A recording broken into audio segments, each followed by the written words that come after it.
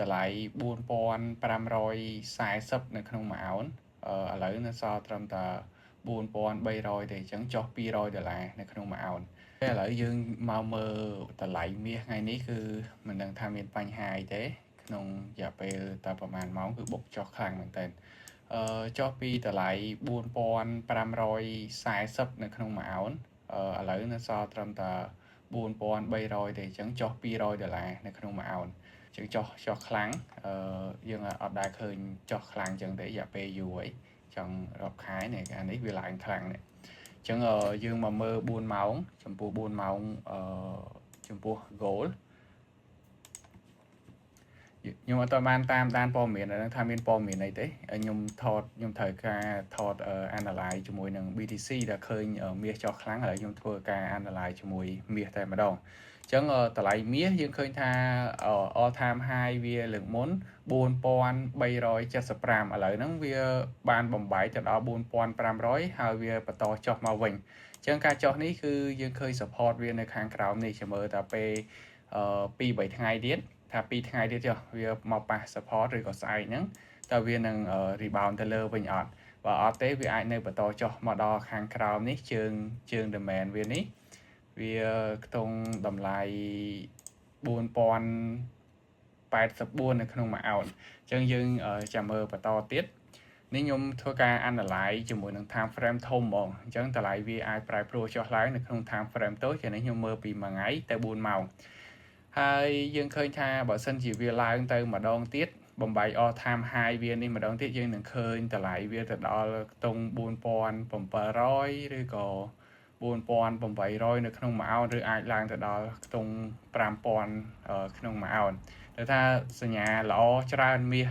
ចំពោះព័ត៌មានចំពោះ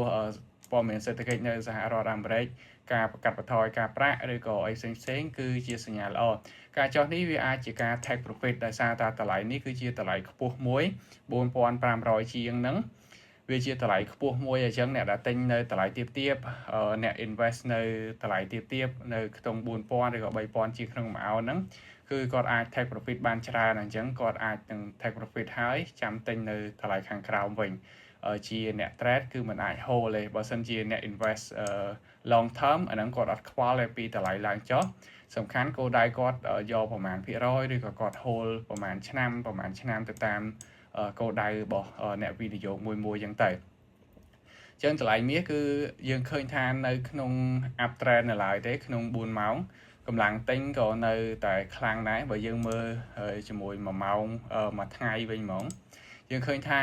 វានៅ up trend ល្អមែនតើយើងឃើញដោយការមុនវាឡើងដល់ all time high វាចាប់ផ្ដើម take profit ចុះមកបន្ទាត់វែងនេះចុះច្រើនចឹងដូចគ្នា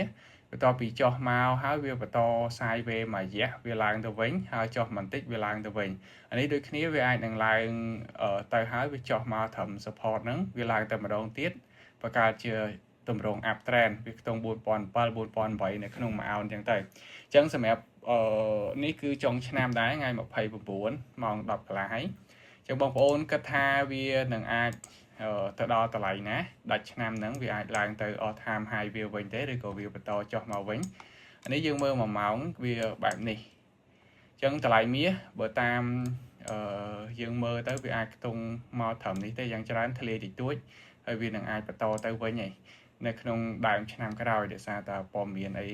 បើមិនទាន់ធូរស្រាលទេជាពិសេសនោះគឺព័ត៌មាននៅខាងអ៊ីស្រាអែលជាមួយនឹងអារ៉ាប់ប៉ាឡេស្ទីនហ្នឹងហើយជាមួយនឹងរុស្ស៊ីនិងអ៊ុយក្រែនហ្នឹងក៏មិនទាន់មានសញ្ញាល្អអីដែរអញ្ចឹងមាសគឺតម្លៃវានៅតែអាចបន្តឡើងវិញទៀតដូចគ្នានេះវាចូលមកក្នុងsupport zone វានេះ